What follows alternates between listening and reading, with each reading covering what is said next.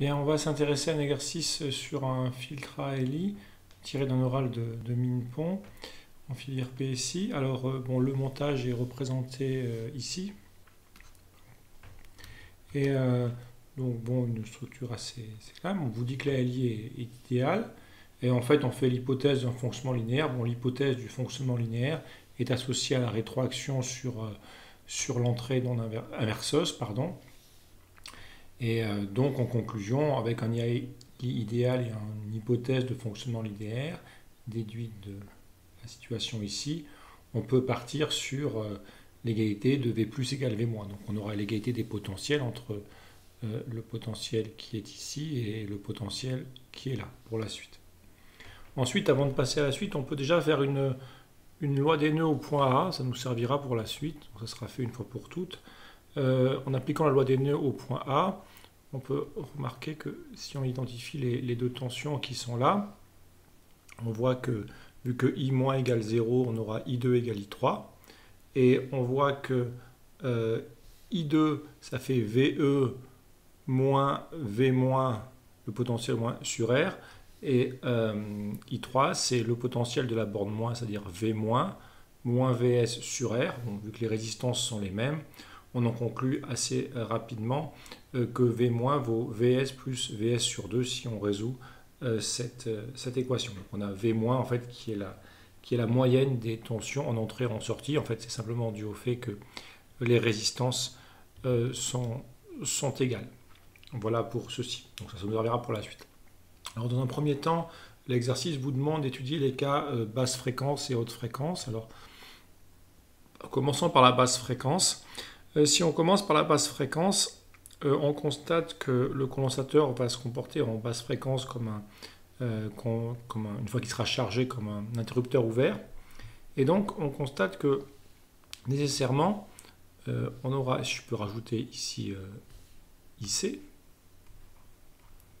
et donc on aura forcément que IC sera égal à 0 en circuit ouvert, et ça entraîne forcément que I1 égale I plus égale 0.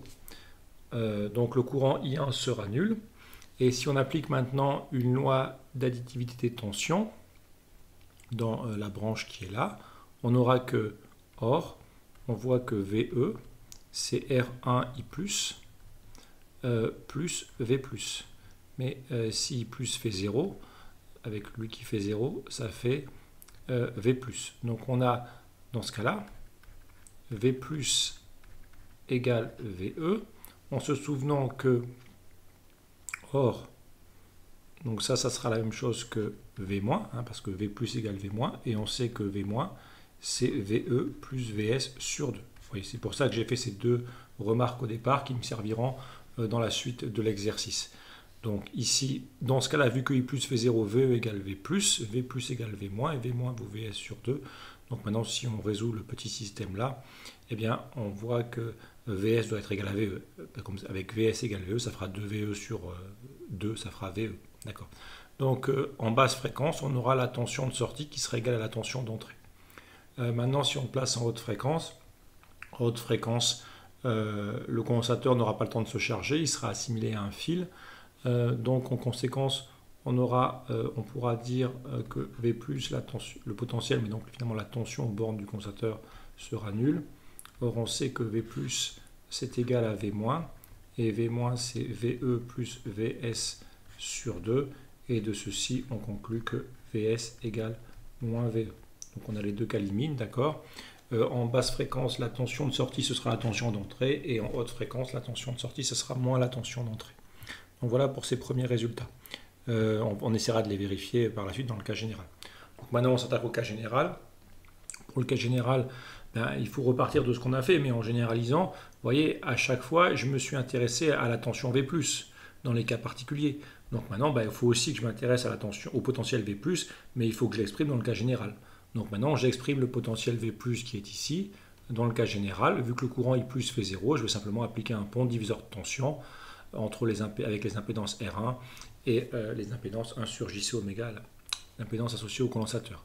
Donc assez simplement, en appliquant un pont diviseur de tension au niveau de la structure sur la partie basse, on obtient que V+, alors bar, ce sera l'impédance du condensateur 1 sur JC oméga sur la somme des impédances, c'est-à-dire R plus 1 sur JC oméga VE bar. Et en multipliant au numérateur et au dénominateur par, pardon, c'est R1 ici, R1, pardon, R1 ici, parce que c'est bien la résistance R1 qui est impliquée. Et en multipliant en haut et en bas par, donc après ce qu'on peut faire, c'est qu'on peut faire fois, en multipliant en haut et en bas par JC oméga, on obtient le résultat qui est ici, V plus qui vaut VE bar sur 1 plus J R1 C oméga. On n'oublie pas que V plus c'est V moins, c'est VE plus VS sur 2. Donc on n'a plus qu'à combiner les deux relations. Donc on a ce résultat-là.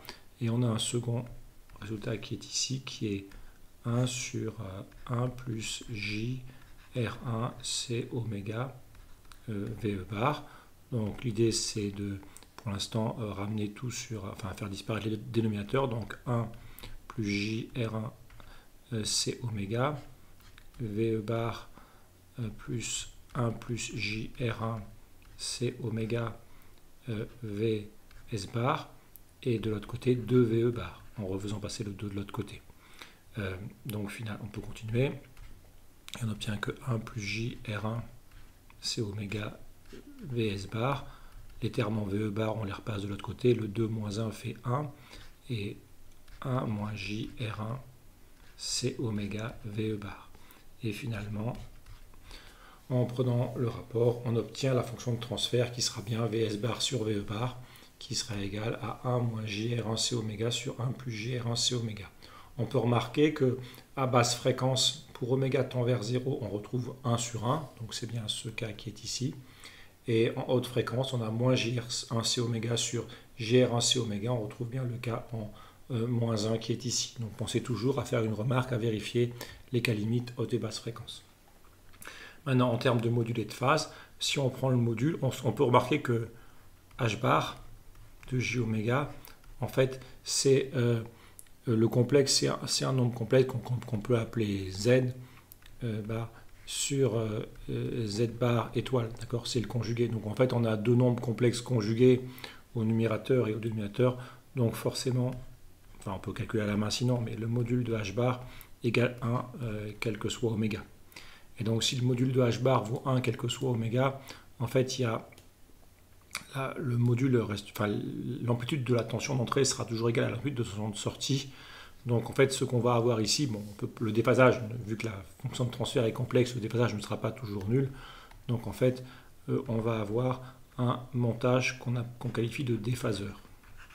Voilà, donc ce montage peut être utilisé pour déphaser des signaux si on en a besoin.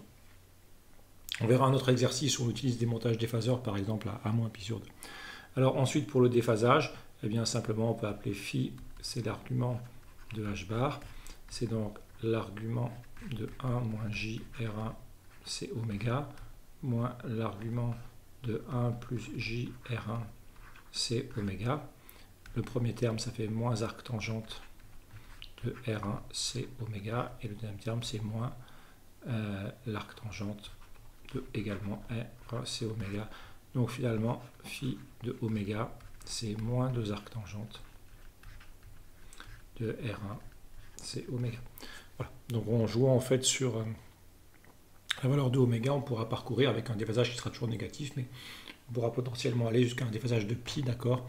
Donc en réglant correctement, ça peut être utile. On verra un exercice où on essaie de traiter un signal, un autre exercice de la série. On verra que ça peut être intéressant d'avoir un montage déphaseur. Donc voilà pour l'idée. Donc ça répond à la question. Et donc c'est un montage déphaseur. D'accord. Vous avez ici un montage qu'on appelle déphaseur. Voilà. Alors la dernière question s'intéresse, qui est assez intéressante d'un certain point de vue. On va s'intéresser à la réponse à un échelon de tension sur le système. Donc maintenant, VE en fait sera un générateur continu avec un interrupteur qu'on va ou non fermer sur le montage. Alors pour répondre à un échelon de tension, il essaie de repartir de la fonction de transfert. Donc j'ai écrit la fonction de transfert, mais disons avec une seule ligne. Et maintenant je repasse en temporel. Donc si je repasse en temporel, ça sera, pardon, si je repasse en temporel, j'aurai donc Vs de t. Le J oméga Vs bar s'apparente à une dérivée, donc R1C dVs sur dt. et ici VE de t moins R1C d de VE sur dt. Donc ça, c'est l'équation différentielle générale qui pilote le système. Simplement, pour les temps positifs, VE de t vaudra grand E, d'accord, parce qu'en fait, vous avez un montage comme ça. Si vous avez en amont un générateur de tension avec un interrupteur, et VE est ici, d'accord. Et donc, dans les temps négatifs, vous laissez l'interrupteur ouvert, et à l'instant 0, vous basculez l'interrupteur. Donc pour les temps positifs, VE de t vaudra E, il est fixé, donc la dérivée sera nulle et vous aurez cette équation différentielle qui est ici, avec taux égale R1C. Et pour les temps négatifs, VE de t vaut 0, et donc il vaut 0 quel que soit t, donc négatif, donc à la fois la valeur de la fonction et sa dérivée seront nulles, et vous avez la seconde équation.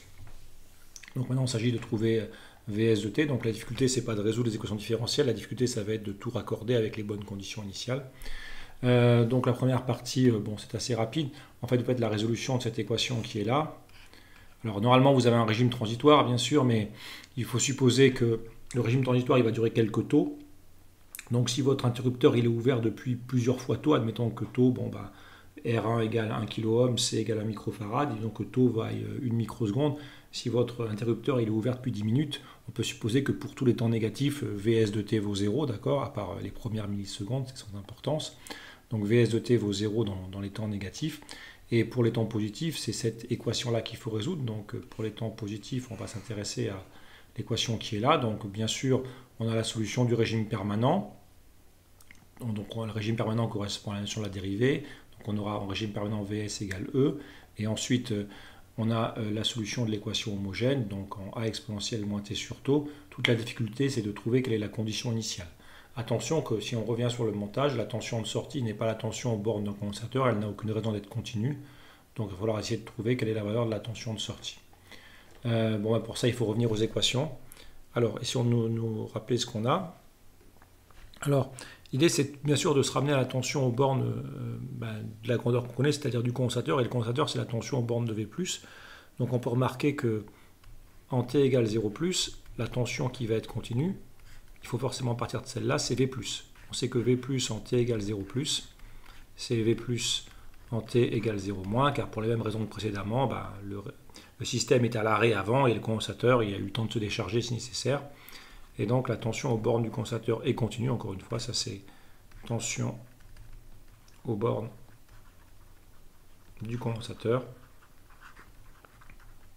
Voilà, donc, cette tension est continue, d'accord. Et maintenant il me reste simplement bien à reprendre les égalités. Donc je sais que 0 égale V plus en T égale 0-, mais vu que la LI est idéale, je sais que ça fait V- en T égale 0-, d'accord, avec la rétroaction sur le moins, le régime linéaire si vous préférez, régime linéaire. Voilà.